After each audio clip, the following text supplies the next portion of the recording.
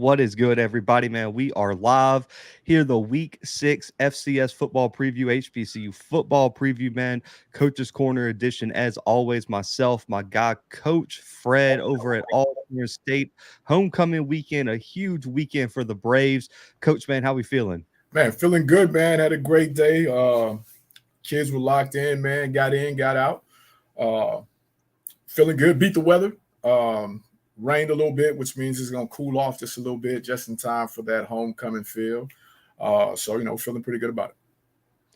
Man, I love it, man. So before we get into the games, man, some storylines, I do want to start the show, man. Listen, I know I speak for me and Coach Sam, and we send our thoughts, prayers, positive vibes up there to Morgan State, man. I know that community, that campus, those kids, man, are dealing with a lot after an unfortunate shooting this week. They had to officially cancel all homecoming activities, cancel the homecoming game against Stony Brook. Will not be made up. Their next game will be 2 Thursdays from now against North Carolina Central, man. It's just unfortunate. I know my guy Banks, G, all those guys that have ties to that community. It's been a long week for them.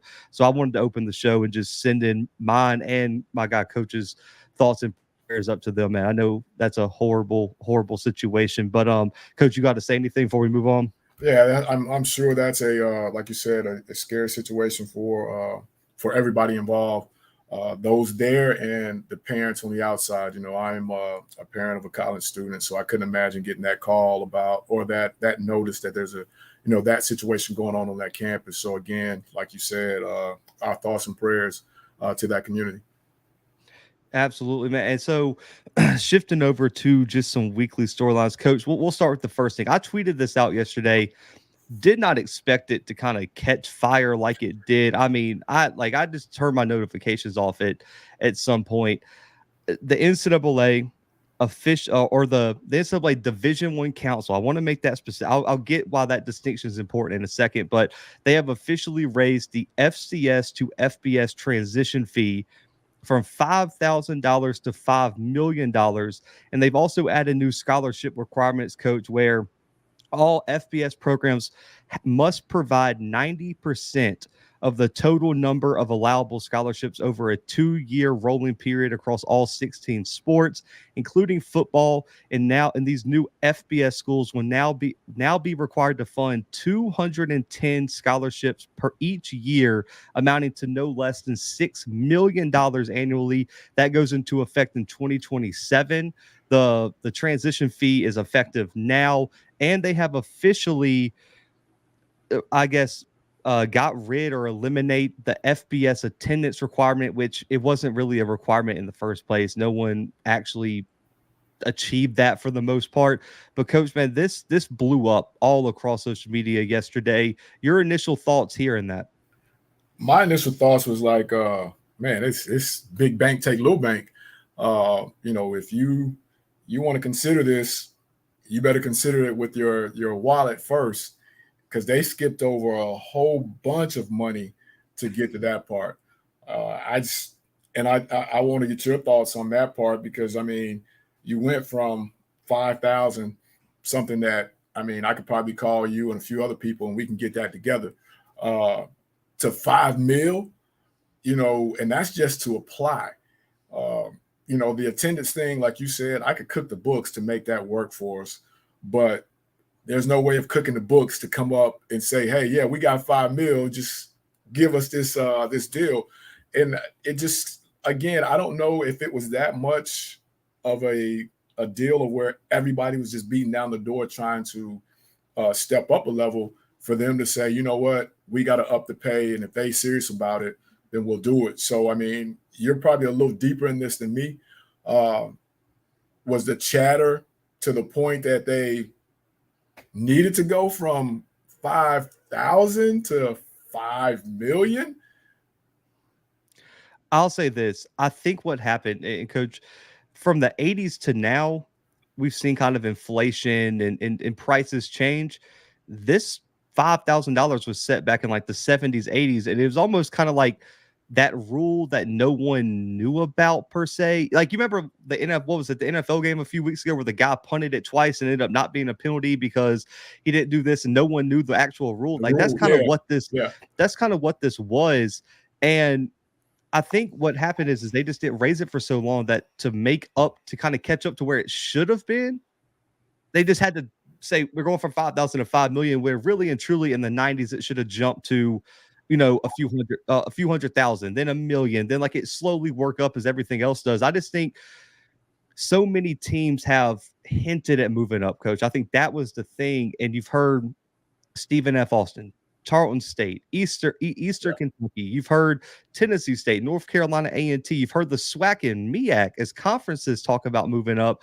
Then you have the situations like no more. Yeah, I don't know. We'll talk about that too. But then you had the Kennesaw States and Jacksonville States, where really and truly it kind of, when those universities moved up, it was weird. I don't know why it did it, because when James Madison did it, there weren't really that much talk. As soon as Kennesaw and Jacksonville State went, it was almost like red flags went up around the group of five, and it was like these schools aren't the ones that we think are prepared. You know what I mean? Those weren't the schools we were expecting. So I think the nervousness came about as, let's just be honest, if you're not a Power 5 conference, there is a ceiling on TV markets and TV contracts and money. And coach, we talked about this all season. That money divvied up among 24 teams, 20 teams, 16 teams is different than divvied up just in between 12 teams. So I just think the thing that was told to me is there's been chatter about the FBS, especially the group of five, being oversaturated. And so all this was kind of a message to say, if you're going to move up, we're going to put the bar so high that we know that if you clear it, you're going to be successful and you're going to really contribute to what we're trying to do here. And that was kind of the message that was sent from the NCAA. If you clear the bar, I mean, now you got to go out and have yard sales and everything else, because you've taken your budget for the next couple years, and you're going to be the doormat for a while, because you're going to be playing 4 money games instead of 2 to try to make that money back, because they're not going to take that $5 million installments, unless I'm wrong. No, they're definitely not going to take that. I will say, though, the reason I made sure to say the NCAA D1 Council is because there was like this weird, I guess, narrative going around when it was tweeted out that like the NCAA hates FCS schools, hates HBCUs, right. All this kind of narrative. Those schools were represented on the council. Like this was also voted on by FCS HBCU schools. This wasn't just a Power 5 committee or playoff committee voting on this. Like FCS schools had representation. And the question that was proposed to me, coach, is why would FCS schools be okay with this? The reason is the FCS schools that already don't have the resources don't want the top teams leaving because of the health of the subdivision that they're going to be stuck in. So the only teams that were kind of pissed about this are teams that maybe want to move up but aren't there yet. And now they're looking at, okay, well, now we have to push this timeline back. But the schools that weren't moving and the schools that already could move, raise it. We don't care. Do you think North Dakota State can't clear this hurdle? Do you think Montana or Montana State can't clear this hurdle? They didn't care. The only schools that didn't are the schools that now the timeline is probably extended, or the future of moving up might look a little bit bleaker. And I wanted to make that distinction because it was kind of like this narrative that it was the NCAA when FCS was represented really well on the council. Like this wasn't just the Power Fives did just rob this and was like, bro, we want 5 million instead of 5,000 now. Like this was voted on by everybody. So, coach, I will say this: I don't think the transition fees to hold up. Like, really and truly, I mean, you could probably, you can raise 5 million over time. Like an initiative to raise 5 million is nothing for a lot of schools, even in the FCS level. The problem is continuing to support all those sports. That scholarship requirement was the biggest thing because, the 5 million transition fee, you can raise that. You don't have to pay it again. But guess what? That scholarship bill is going to have to be there. And so that's the thing. And then also a lot of the people were talking about the HBCU angle, which is cool. It's still not the biggest hurdle for HBCUs, in my opinion, because we've already kind of cleared that the consensus right now, coach, is 1 or 2 HBCUs probably aren't jumping to the CUSA, aren't jumping to the Sun Belt or anything like that. They want to go as a group. And so the challenge is one, getting one of these group of 5 conferences to offer 4 to 8 HBCU programs. Who is adding that many programs at one time right now? The outlook on that is very bleak as well. Or the other conversation was forming a conference and moving up as a conference. The way bigger issue is the NCAA council, all these people sitting on the board. Now you have to go convince them to allow you to do that, because right now you can't form a conference and move up from FCS to FBS is not allowed in the bylaws. You have to get special permission. That's going to be way harder to do, in my opinion, than ever raise $5 million or get enough money to make this jump. The harder thing is convincing the NCAA that already doesn't want FCS schools to jump to allow a whole conference to jump, because they already think it's oversaturated. Why will we allow another conference to be formed and move up here and overcrowd even more? Yeah, let us in. That's going to be the biggest, like you said, to convince somebody, let us in. And then those schools also have to, that scholarship money, endowment, and all that stuff like that has got to continuously pump in year after year. Programs such as us, you make that jump, I'm no longer on partial scholarship. I'm no longer on point whatever. My scholarship is the same as the next guy, full. My scholarship is the same as the bowling team. Everybody, and that money is continuously having to, like you said, be brought to the bank every year for 16 sports. Yeah, that's to me the biggest holdup. But coach, it was a big day. Also, I guess in more important news, because the NCAA only addresses issues we love to talk about. No more photo shoots on unofficial visits. So I don't know if that's going to help the overall stability of college football or not. But that was changed. But and then also unlimited official visits now. So there's that as well, which I guess that's good because they'll allow kids to do more things. But coach, my last storyline, 247 Sports released an article about Desmond Reed, running back over at Western Carolina, and wrote a whole scouting report on him about why that he's going to be one of the top players to transfer, like potential players to transfer from FCS to FBS. And okay, I'm gonna explain it because it's hard to get it out on Twitter. And there were some people that took what I said the wrong way because they were like, "Oh, you're against players getting opportunities," and "Oh, you just want this and that." It's like, no, that's not necessarily what I was saying. Like, would I like to see more talent stay at the FCS level? Absolutely. Like, what would Cameron Ward be doing right now at Incarnate Word with the way he's developed at Washington State? Shador's another player. Saw Tyler Hudson a few years ago. There's Dalton Kincaid that went first round last year at tight end. I support those FCS guys going to get the opportunities. I'm hoping they ball out like Jared Verse at Florida State right now. Imagine him on that UAlbany defensive line with what they already have right now. And that kid's a top 5 player in the country at the Power 5 level. So it's not that. I just don't like FCS schools already have to kind of fight behind the scenes scouting, behind the scenes NIL offers, and that negative recruiting throughout the season, because you almost as a coach don't want your players to break out too early, because you see like if you have a player break out as a freshman or sophomore, you almost see the writing on the wall. Like, are we gonna be able to keep this kid? Like, you need a kid to break out as a senior with like maybe 1 year of eligibility left, maybe. Like, because if you have look at Desmond Reed, Cole Gonzalez. We talked about Western Carolina. They have about 6 or 7 freshmen, sophomores that have broken out. Man, Kerwin Bell is going to be fighting for his life this offseason to keep this team together, and they're on this upward trajectory where if they all stayed. I know people don't like to say it, but are we saying Western Carolina could compete for a national title if they kept this team together? But now you got 247 writing articles and just kind of putting the thought out there that, hey man, this is a player that the FBS should target. This is another player, and it's just, to me, it almost was kind of like a grimy article that kind of it took that next step of kind of discrediting what some of these FCS programs do, which is find under recruited talent, develop them, see those diamonds in the rough, but it's like right when you polish them off, you got to hand them to the guy who's collecting them around the classroom or something. It's just, to me, it came off really awkwardly. Coach, how do you feel about this as a guy who is currently coaching right now at the FCS level?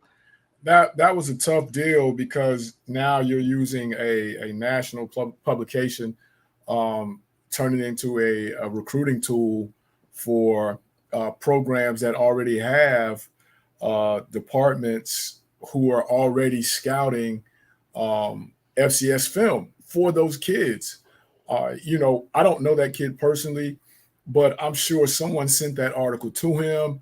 Not only is he trying to stay focused on what he has to do within his season, now he's got all that outside talk. And, again, let's remember now we're dealing with kids.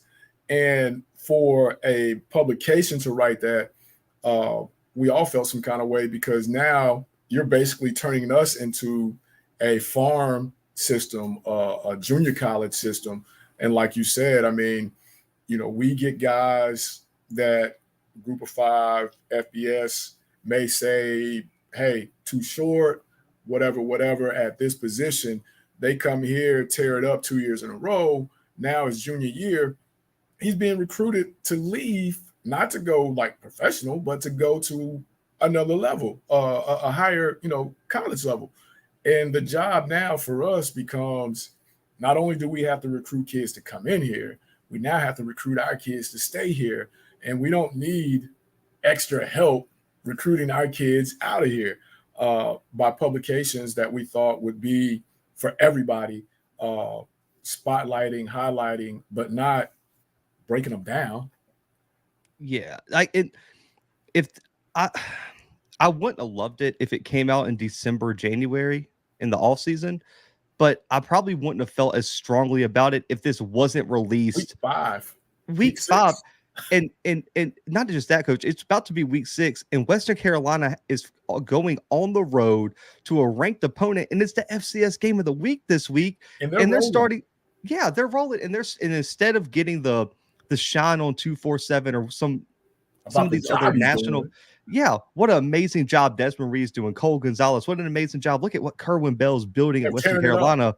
What we get, hey, you're on a top 10 FCS program, but hey, listen, there's going to be a really good opportunity this offseason for you to go play elsewhere. You should move on. It's almost like you remember the run on the bowls where if we weren't playing in the New Year's 6 or whatever, I'm going to go ahead and get ready for the draft. It's almost like, hey, man, you've done enough already. I would shut it down because somebody's coming to get your top Group of 5 or a, Power 5 is going to come get you. And here's why they're going to come get you. I'm sure that kid never even thought about some of that stuff.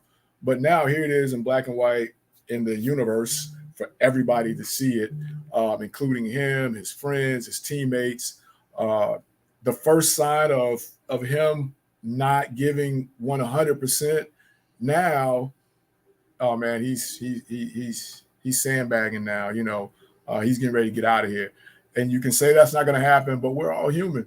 Hey man, that kid's not going the same way he went in week 3. Now that this articles came out, and here we are in week 7. That's just tough. Yeah, it's just disappointing, man.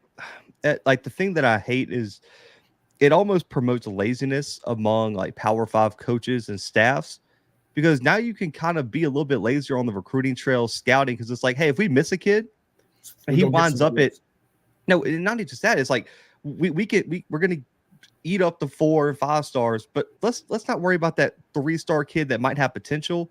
Let him go to a Western Carolina. Let him go to an Alcorn State. Let him go to a Jackson. Let him go to a South Dakota. If he balls out, man, we can get him in 2 years. Let them do the work let them do the work of developing, and then we'll just eat off of what they did over the first few years. And the thing I hope, and I listen, I don't, whatever Desmond or whoever or any other FCS player who decides to transfer this all season, because it's the new age of college football, and I know it's going to happen. Man, I hope they go ball out wherever they go. If he ends up transferring, I hope he goes and kills it. But I wish more FCS kids would look around and be like, man, those schools didn't want to believe in me. This school put all their time, their energy in me, and really took a chance on me. I'm going to ball out here and show them that I can make it from here. Because we've seen you can make it from the FCS level. But in the new age of college football, man, you know how it goes. I mean, Coach, this was so disappointing. So I tweeted this. I won't say the coach's name, man. He knows who he is. He knows to the show. In the NFL right now, Coach, he's on an NFL staff. He texted me and said, when I was in college, I recruited this kid. I told our head coach that this kid was an NFL talent coming out of high school. I don't know how Power 5 schools missed him. It's one of those deals, man, where again we're turning into a farm system for that, and you hit it on the head. A kid that they may count as a tweener, iffy, we'll let him go there. Now we have a whole nother division in our office that all they do is watch film on FCS. Okay, now when we come to recruiting meeting, we've got a list of 5 quarterbacks who's eating it up now in FCS football. Now we send those same people to the DMs and the street agents, and we tell them, hey man, this kid could come here, and this is what's going to happen. We can do this, we can do that. And this is a perfect lead into my storyline. Utah, their collective gave every kid on scholarship is getting a brand new freaking truck. Like, how do you compete with that? You know what I'm saying? Like, hey man, I get it, man. But dude, I mean, at some point, the NCAA is going to have to come back and reevaluate and look at this. I love the NIL idea. I love it. But now we're just getting into a whole different, I don't even want to say atmosphere. I mean, we're just getting into a whole nother planet at this point with some of the stuff that's going on. And some can compete, some can't, but there's got to be some type of regulation to this. And I love it for those kids. But I mean, as an 18-year-old, 17-year-old coming out of high school, you mean to tell me if I sign with you guys and the insurance is paid? Oh man, where do I put it on? Where do I sign at? I mean, why wouldn't you? Their offensive line recruiting is going to go through the roof because them offensive linemen love those. I mean, it's going to be next. I mean, shout out to you. Listen, I don't know how it works. So the one thing I read is like it's like a rental almost for like however long you stay at Utah. But then at the end of your 4 years, you have like the opportunity to buy it, if I'm not mistaken. For the whatever the rest of the value is or whatever. So you basically just get the keys. You don't have to, and put gas in it, but I mean that's your scholarship check or your other NIL deal. So gas is not an issue. But as an 18-year-old with a fully loaded freaking truck, your parents ain't got to worry about that insurance and none of that. It's yours. It's yours. I mean, shout out to Utah, man. I don't know what. Oh, no, I'm not hating, but I'm just like, yeah, I don't know. I don't know what. Listen, man, I don't know. If I'm an FCS coach, man, the amount of FCS coaches that tweeted back about the Desmond Reed story, man. Like I know the coaches are stressed out because if you got a breakout player, it's like it's gonna be a war every offseason. It's gonna be a war until he graduates. Like you said, Lord forbid you have a freshman that comes in and just does it his freshman year. I mean, now you're worried about what's going on at Christmas time. Coming back in January. Look at Giovanni. I don't know how Idaho still has Giovanni McCoy on the roster. And we and you talked about this off camera, and I was just like, I don't know what they did, man. They did a super job. They did a super job. There's some teams that wish they had Giovanni McCoy, so I'm hoping he keeps balling out at the FCS level. But Coach, man, moving to our super. I love it, man. So super dog picks this year, man. So guys, each week me and Coach pick our upsets, and listen, Coach is killing me in this. So you get 2 points for a cover, 3 bonus points for an outright win if you pick a 3.5 to 6 point underdog, and 5 bonus points for an outright win with a 7+ point underdog. Coach nailed his pick last week, Georgetown over Fordham. So he's at 7 points, 1 outright win. I'm at 2, Tennessee State covered. Shout out to them, but no outright win. So I'm way behind on this segment, Coach. Coach, upset pick week 6. Who you got?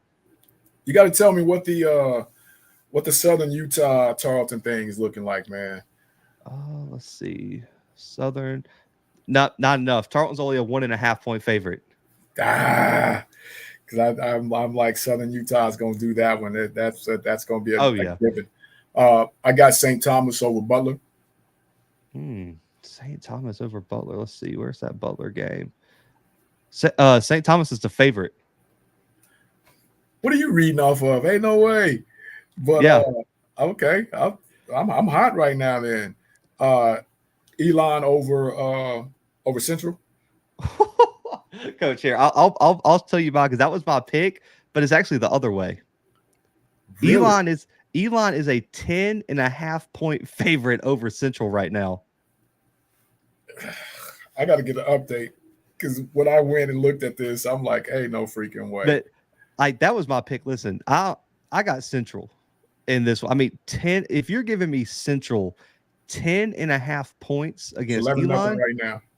man, send me that. All listen with Davius Richard, with that running back room, with the offensive line, with how high they're both these teams are riding high, but the way that Central won that game last week, man, I give me Central 10.5 on that one. I'm taking Elon, but I didn't know they were going to be giving away 11 freaking points. But and then my other one was the Campbell Ooh. Hampton. Let's see, Campbell, Hampton. Where is the Hampton game? Where's the Campbell game? Okay, are you taking Hampton? Yes. Okay, that's 3.5 point dogs, just over the mark. Yeah, Campbell's a 3.5 point favorite on the road. I'm with you on that. I think that would be a really interesting game because, Coach, I'll say this: Hampton was voted last significantly in the CAA. Yes. They're 1-0 in conference right now. If they beat Campbell, they get Monmouth next week, which hasn't looked super impressive. They Sets it could up. be sitting. They could be sitting at 3-0 in mid-October in the CAA, tied for the conference lead. Yep. So I'm with that one. Write me down. I'm rocking with them guys.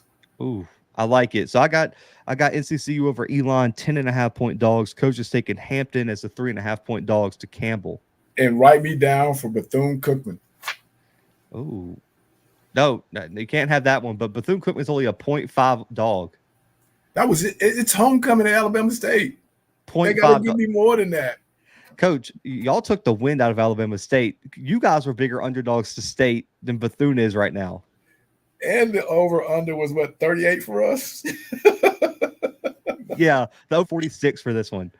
Definitely under. That's disrespectful. Yeah, because I mean, I was looking at y'all's game. Right now, Gramblin's only a 2 point favorite over under a 54 right now. 2 points? Yep. Yeah. I can't say, but yeah, I must say, it's tough to go into Lorman. We'll talk about that soon, man. But shifting to our HBCU segment, Coach, man, we're not going to do any MEAC games. Obviously, with the Morgan State situation, that game has been canceled, and then we're going to talk Central and Elon later in the show. So we're going to stick to SWAC in this HBCU segment. There's 3 big games, obviously, Coach. We're going to start here. Baton Rouge is a tough place to play. We both know that. I was in attendance last year for that game with you guys. That crowd was electric. FAMU taking that undefeated conference record, undefeated against FCS opponents, into Baton Rouge against Southern, man, who's coming off of a shutout win over UAPB. Coach, when you look at this game, what's the biggest thing you're looking for as the Rattlers try to kind of solidify their spot at the top of the SWAC? The quarterback situation. There was much to do made about that this week on FAM's end, and now you're on the road in what's going to be a crazy environment on turf, so you don't have to worry about 30-inch grass. So that to me is going to be a storyline in itself. And real quick, not getting off subject, but so within our conference, there's certain games that count in your conference record. There's certain games that don't. So there was a game that FAM played that didn't count, even though it was a SWAC game. Not FAM, but someone with Southern. They played 2. Southern that doesn't count. Yeah. So they're Alabama State. Those games, even though it's a SWAC game, it doesn't count versus their win-loss within the conference. Yep. So it's almost like they could have went and played somebody else, but being that there was a class, they were considered classics or something like that, that they still played those games, even though it didn't hurt win-loss, other than your win-loss record. And I think me and you kind of talked about it offline. Like, if I ain't got to play FAM and it's not going to hurt me within conference, well, it really don't do us any good to play. that kind of thing. But on the road, having quarterback issues to see if it travels. And this is a game that Southern desperately needs. So what happens? Who shows up? Southern's in such a weird place right now for me because almost in your mind, they've lost. They're really 2-2 against the SWAC, but they're actually 2-0 because they looked really bad in both those non-conference games. So they kind of picked two games that were good to look bad in, and they've kind of rebounded in the other two games. But I'll say this: as much talk as there is about FAMU not being impressive and FAMU having quarterback struggles, they've beaten every single SWAC opponent they've played by double digits. Like every fan base in the SWAC right now would take what has happened with FAMU this year for their team. I mean, we've seen 4-1, beating every SWAC school by double digits, and it's just like I don't know if the expectation is just super, super high for. I really don't know what is. I agree that on film, based on the eye test, they haven't looked super explosive early. They've started really, really slow. But man, and outside of that Jackson game, they started slow. I'll say that, and then they finished kind of slow against Jackson. But I just haven't seen enough from Southern, coach, outside of maybe the defensive line that gives me any indication that they're going to have enough to knock off FAMU right now. I mean, FAMU, to me, has the advantage at almost every single positional unit. The only reason I think this game's being kind of touted as close as it is because it's played in Baton Rouge. If this was being played in Tallahassee, I don't even think people would be as hype about this game as they are. Coach, I got FAMU winning this one big in Baton Rouge. I think they go down there and they make a statement because I just don't know if Southern has enough offense to really hang with FAMU this weekend. I won't make a pick, but I will say that as a coach, and I know Coach Simmons, he could care less if they won by 0.5, as long as they won. And I think that's one of those deals of where, you're probably not as happy as a coach coming in there, but winning's hard, man. And if you win, whatever it was, because they actually covered, I owe you, Valley let me down, but you still put up 31. I'm going to take that every day, twice on Sunday, if we're going to score 31 points and win.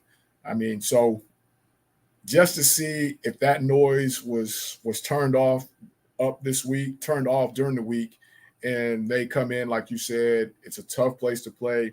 The locker room is far off. There's a lot of excitement being around the game to see if the QB shows up and plays like everybody else is expecting him to play. Will be interesting, but I'm like you. I just don't see this even being within arm's reach. No, I agree. I think if FAMU plays up to their potential, man, this game shouldn't even be close. Does this game count in the SWAC standings? Yes. Yeah. Okay. I want to make sure. Yeah. I know I just want to make sure everybody understands. Yeah. This game does count. This game counts. I think, if I'm not mistaken, all the rest of the SWAC games from now on count. Yeah, everything from this point on. The SWAC's got to stop that, by the way. Not trying to go down that rabbit hole. That's got to stop. We got to stop playing non-conference games. That's wild. Ain't no doubt, because at the end of the day, people are thinking that this counts, and it counts, but it don't count. You know what I mean? And it's just caused a whole bunch of confusion toward the end of the year. Yeah, it's ridiculous. I mean, anyway, another big game down in my hometown in Mobile, man. Jackson traveling to take on Alabama A&M, the Gulf Coast Challenge, I want to say it's called. A&M gave them a little bit of a scare last year. Shador left that game with an injury. It was really tight down the stretch. Super cold last year. Won't be that way this weekend. Early in October, man. Coach, Tigers versus the Bulldogs, man. What you looking for in this matchup? I want to see if this if the coaching intensity is the same, even though the coach is not the same. This took off as the Scooter Classic, so to speak. So I want to see if it's still the same for one team coming in and the other team. I feel like the team from Alabama quarterback may still have something on his plate that he wants to prove to the other team. So it'll be interesting to see the coaching situation, if it's still met with the same how do I want to call I don't want to say animosity. If it's still, I'm gonna say animosity. If it's still met with the same animosity, if the team still show up defending their programs. And if Alabama A&M can get off to a fast start, they didn't look very good the last time I seen them on TV. They had these ups and downs. So just to see, because if they get this one, they're right back in the hunt and still have an opportunity to win that side of the division. This game, I think this is one of the more interesting games of the weekend, just because I know A&M enters with like a lot of momentum, like they're riding really high. A win over UAPB, and then a huge win over Miles. But man, I need to see them do it against higher competition. They did not look very good against Southern, and I really want to see what is. I think we're going to find out what Alabama A&M truly is this weekend, and that's going to be something I'm really looking forward to seeing. Same with Jackson. The last time we saw Jackson play, they were not super impressive against Bethune-Cookman. I mean, they had multiple chances that they could have given that game away. I do think, Coach, we always talk about bye weeks coming at the right time. Yeah. I don't know if the bye week could have came at a more impressive time for Jackson. I mean, you didn't have a punter, you didn't have a kicker, you were banged up at linebacker, banged up on the defensive line, banged up in the secondary. It was like they had to they had to look better. Oh yeah, and they played Lane, not Miles. My bad. Lane and Tuskegee were the two games that they played. Miles is the one that beat Alabama State. So I just want to say, but the D2 teams, regardless, I need to see more from A&M. But Jackson, to me, I this is a game where I want to see what Jason Brown looks like. We saw that big performance against South Carolina State. I thought he played really well against Southern too in that Southern game. But outside of those games, he hasn't really seemed to take that step forward. Now, I'm not expecting a big jump in development because the dude is like a 6-year senior. He's probably developed where he's at, but I've seen the higher potential for him than what he's shown the past few weeks. I think their offensive line is going to be really interesting just because that's been kind of up and down at times. But at the end of the day, I want to see, I understand people want to see that Liberty type spread offense. You don't have the personnel for that right now. It's not who you are. Give the ball to Irv Mulligan. And I think the team who runs the football this weekend, the best coach, is going to win this game. But you got two great running back battles because I want to say JD Martin returns this weekend. You have Irv Mulligan.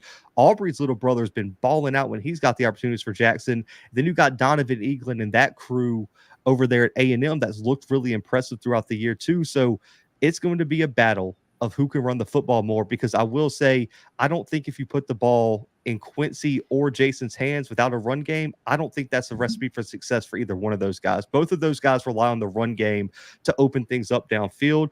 But Coach, just because coming off a bye week, I really don't think the home field advantage in a neutral site in Alabama. It's in Alabama. Jackson's going to travel. I got Jackson winning a close one. He got the spread at 8, but I want to say Jackson gets this one by 7. I got him getting it by 10 because they understand they can't have any slips. I think, like you said, the recipe is to get the guy back there that runs really hard going, and then get that thing out there to my guy, RP, off a little action from the running back type thing, and you'll be okay. So, I think JB just has to just hold it in the middle of the road. He don't have to come out and prove anything. Don't be crazy. Let that guy behind you, let him do the work. And then when they decide that they want to stop that guy, now we go out there to that guy who's real dynamic on the outside and let him do the rest for you. I agree. Because if you can get the ball in Rico's hands, it's a problem. And let's not forget, A&M's got some game changers at wide receiver too. They had that number 12. Man, that kid's got some burners on him. Man, he took that screen pass against UAPB, and I'm talking about just took it. They didn't even stand a chance. And both front sevens are good, so it'll be a good offensive line test. And I will say this: if A&M wins this game, Coach, that FAMU A&M game in a few weeks, that's the one. Boy, that's the one. A&M has got to win the battle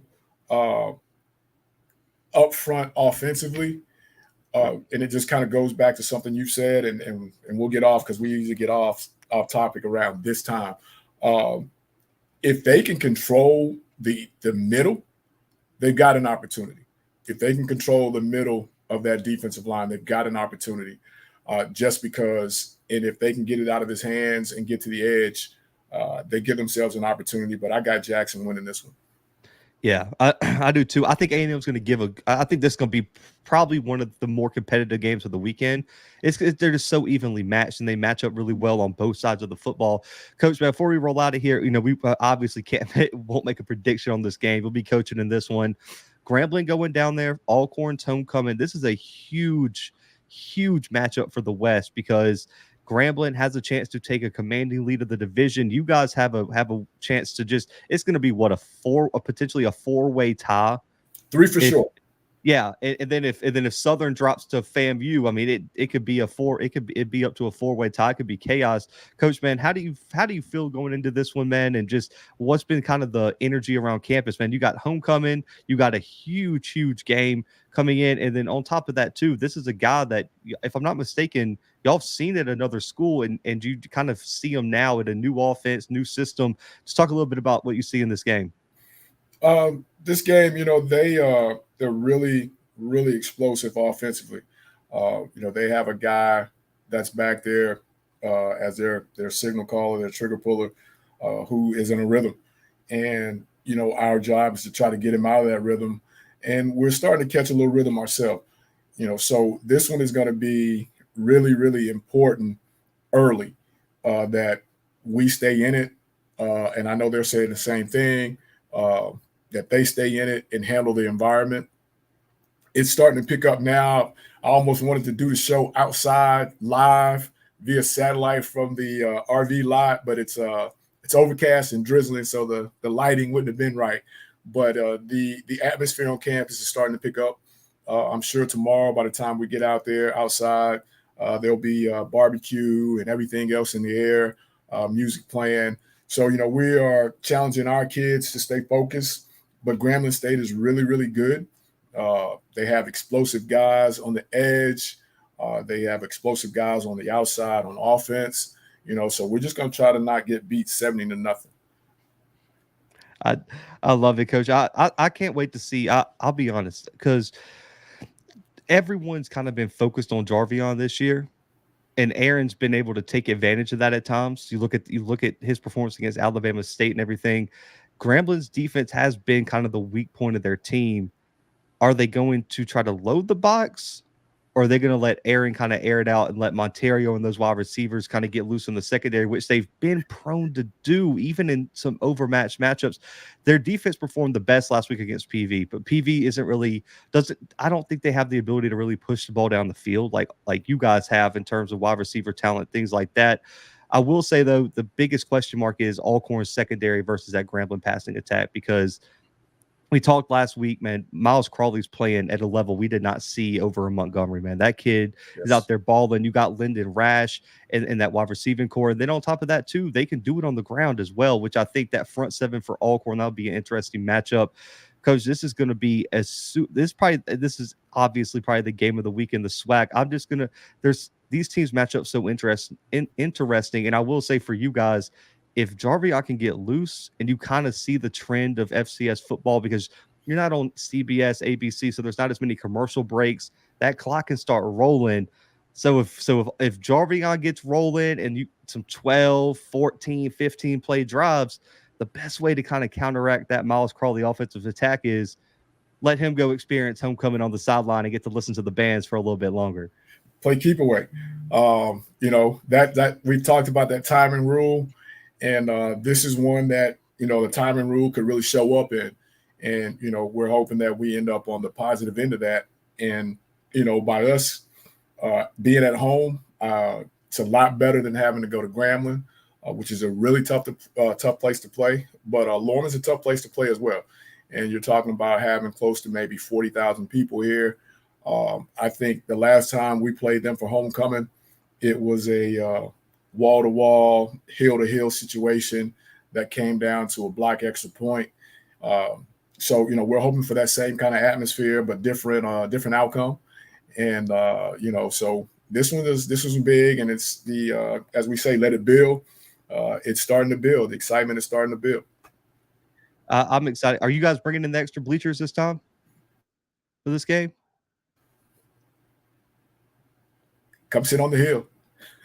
I love it, man. So, Coach, let's shift to our game of the week real quick, man. We'll hit a few of the biggest matchups across the FCS. But listen, obviously, the game of the week, I thought about going. I really have considered just driving up to Chattanooga this weekend, but I'll let y'all know. But I'm going to see Western Carolina next week, so I might not want to double up. But number 11, Western Carolina, Coach, going on the road, taking on number 24 Chattanooga, a huge SoCon matchup, especially because Chattanooga, that early loss to North Alabama, kind of got everyone off the bandwagon. They look like a completely different team now that their quarterback in this offense has kind of started to churn a little bit. Coach, do the Catamounts have enough to keep this Cinderella story going for another week? I mean, they're facing the 10th quarterback in all the SES, 6th ranked pass offense, 6th ranked completion percentage, and they're bringing in a defense that's ranked 49th. This is going to be a tough one for them. But like I said, again, I will always go back to home field advantage. One team's home, the other one's got to travel. But the way WCU has been playing, man, I just think this is going to be a tough uphill battle for them. And I like this one really in a runaway, 35, 10-ish type thing. That quarterback is in rhythm, man, and they've got it rolling. And I think they have just enough defense to keep this thing at bay for them. Man, I like that pick, Coach. This will shock you. Chattanooga's the favorite. What is going on with the WCU disrespect, man? I just don't get it. They're a half-point underdog this weekend, Coach. The number 11 team in the country, a half-point underdog. I will say this, Coach. It's there. I think there's yards to be had against this Western Carolina defense, which is going to be a huge, I think this is going to be a huge thing for me to see because let's just be honest. Chase has been playing out of this world for Chattanooga at quarterback, man. 1,300 yards, 9 touchdowns. He has some turnovers early. And then on top of that, too, you got to lean forward. You got Geno Appleberry. They got a really good two-headed monster at running back. And then on top of that, Jamoy Mays, Javin Watley, Sam Phillips, they got some talent at wide receiver. I think Chattanooga might have the offensive talent to turn this one into a bit of a shootout. And, Coach, I want to give you a stat because we know how well Western Carolina has been playing. Chattanooga in the past 3 weeks has forced 5 interceptions.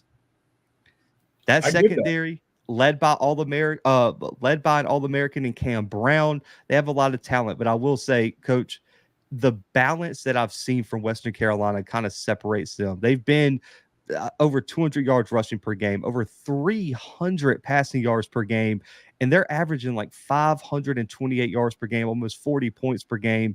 We know what Cole Gonzalez is doing, completing 70+% of his passes. We talked about this kid earlier. Desmond Reed is out here balling, man. 10 touchdowns already on the ground. They have a lot of talent at wide receiver that they can kind of spread the ball around to. The question for me, Coach, is can their front seven and secondary have they're going to have to play their best performance of the year? That we saw them do it against a Stanford team, which hasn't really lived up to the hype, but they got a lot of talent on that Stanford offense, and they kind of shut it down. They held them to 7 points, forced some turnovers, shut down the rushing attack. They're going to have to try to make Chattanooga one-dimensional. And, Coach, this is a Chattanooga team. That's a tough place to play. We saw Mercer go in there, get caught. We've seen some really good teams go to Chattanooga and leave with an L. And, Coach, a storyline for you to wrap this up. Last year, Chattanooga needed to end the season with a win to make the playoffs. Western Carolina came in there and knocked them off on the road, kept Chattanooga out of the playoffs. So there's that added motivation. This is a team that kept us from achieving all our goals last year. But I'm with you, Coach. I think Western Carolina is too good offensively. I got this one in the shootout, 45-31 Western Carolina. Oh, I have it high the other way because I feel like if WCU gets up a couple scores, it's going to force Chad to do something that, they don't want to fully invest in doing, so to speak, and become one-dimensional. And they're going to serve up some turnovers. And I think that's just kind of how that one gets out of hand late. But, yeah, we're both going with the same team. Yeah, and shifting over, we're gonna do 2 more games, but we were gonna do 5, but we're almost at an hour, so we're gonna knock out 2 more. NCCU taking their talents on the road to Elon. Coach, I've already picked this one as my super dog pick, so people know my pick. Elon's a 10.5-point favorite at home over Central, who had a huge win over Campbell last weekend. Elon with the big win over William and Mary. Coach, man, whose momentum ends this weekend? I think NCCU. I don't particularly like giving you 11 points, but if we're going straight up, I like them just because, again, that was such an emotional win for NCCU. And that's tough to bounce back, man. But I know Coach Oliver and his staff, I'm sure they've been preaching that all week.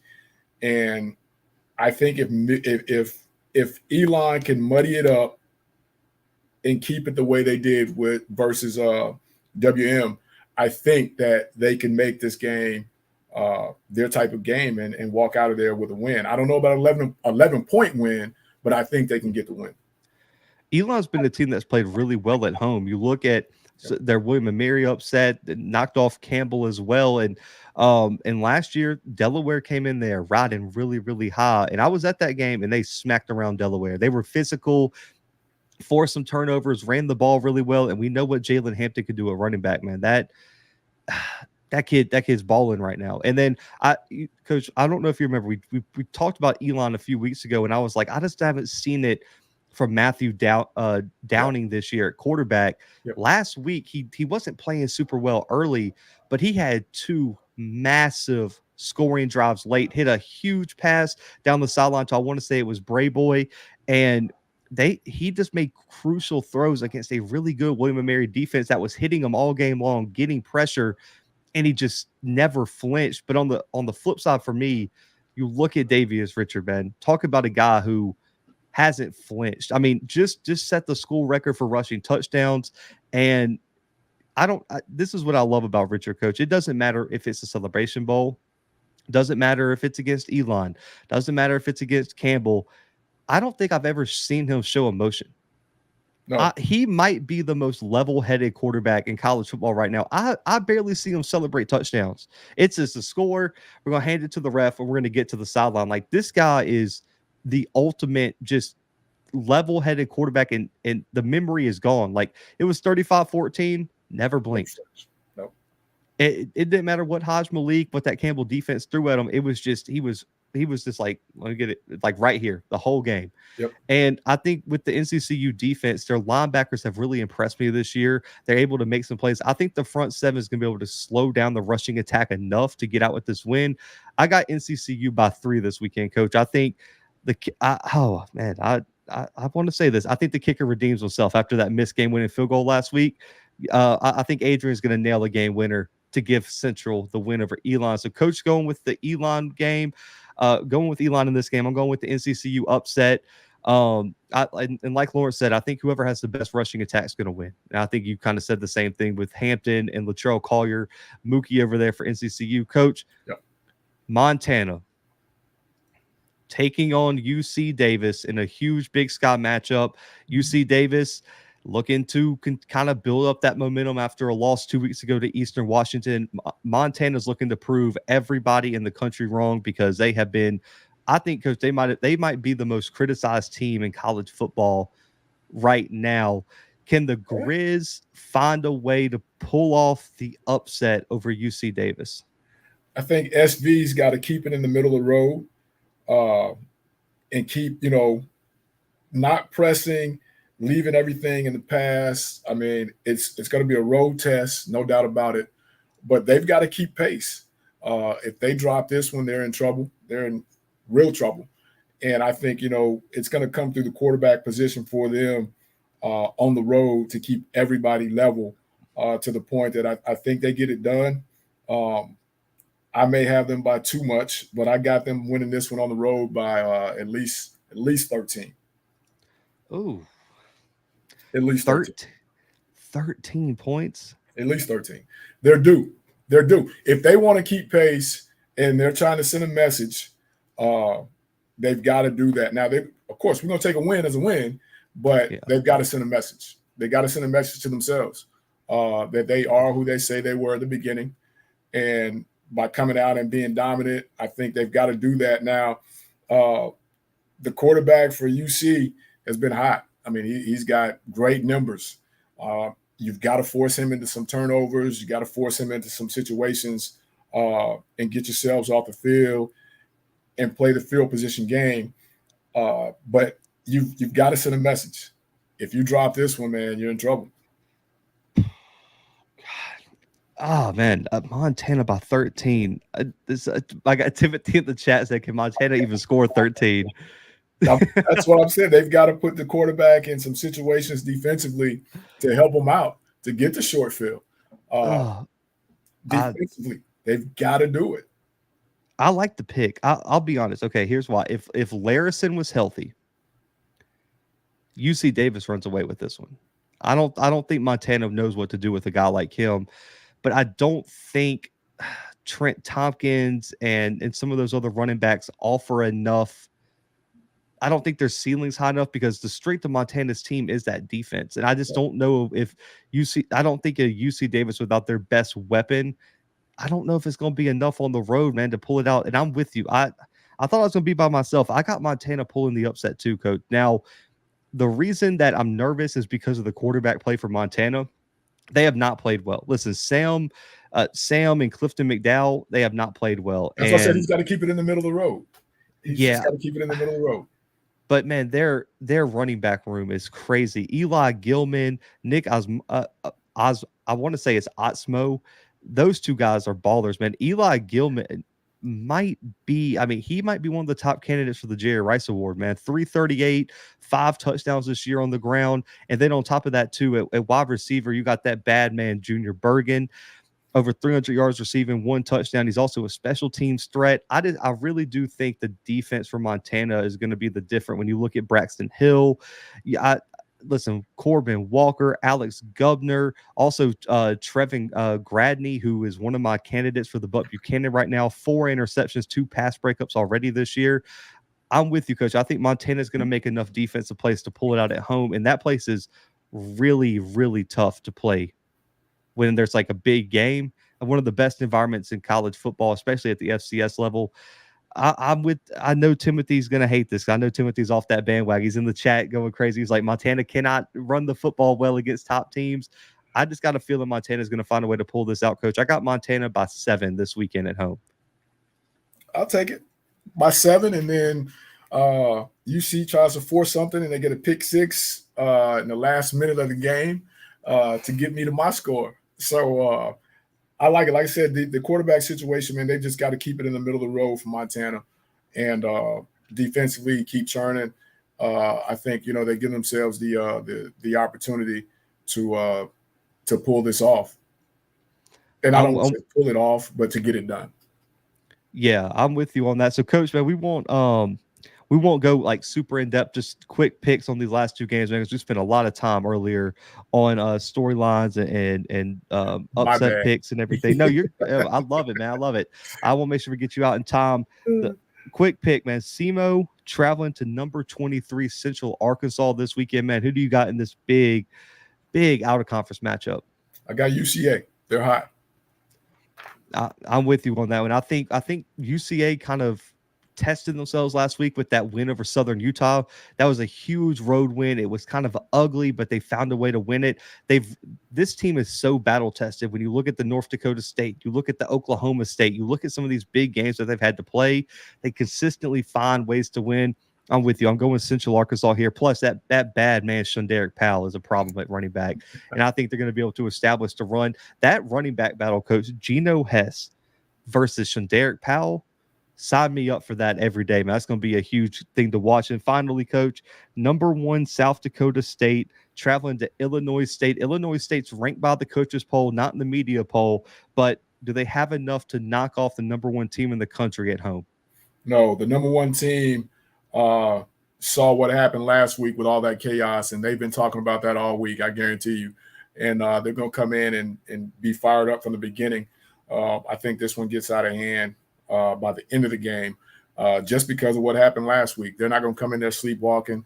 They're not going to be a part of that chaos, and they just keep on keeping on. So, again, SU wins this one. I like that. I will say Illinois State, I think has played really well against the run this year. Only 58 yards per game allowed. Their You front taking them? seven.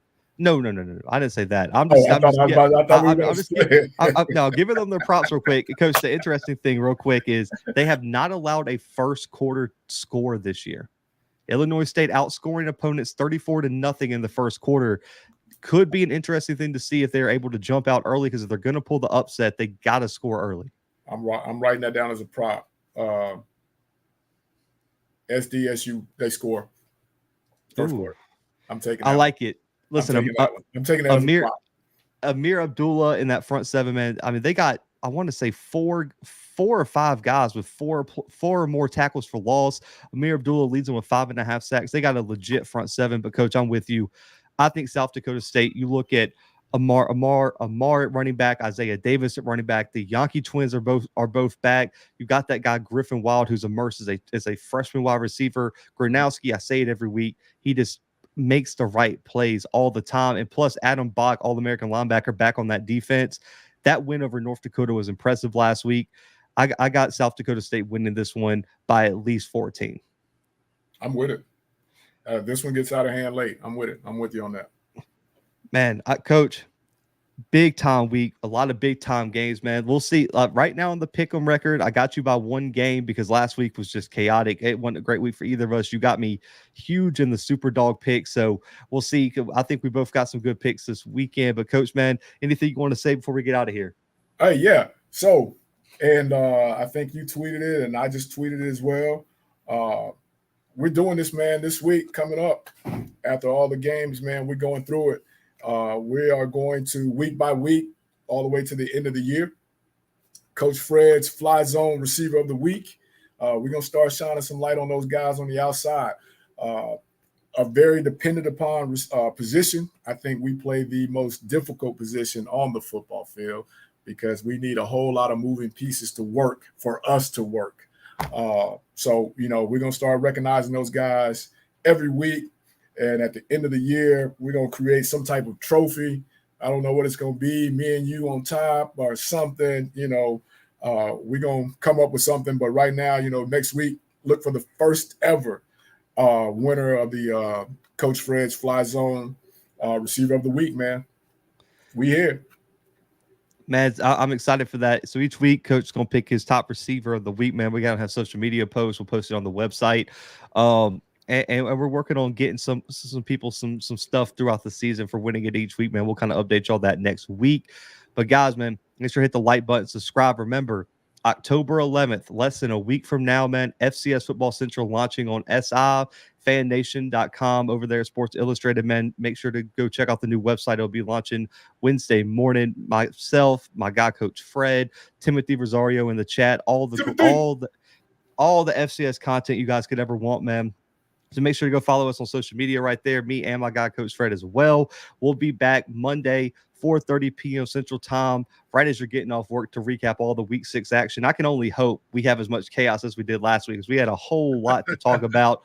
But, guys, make sure to like, subscribe, check out the replay on YouTube, all podcast streaming platforms. But for my guy, Coach Fred, for myself, and for the Blue Bloods, man, we are out for right now.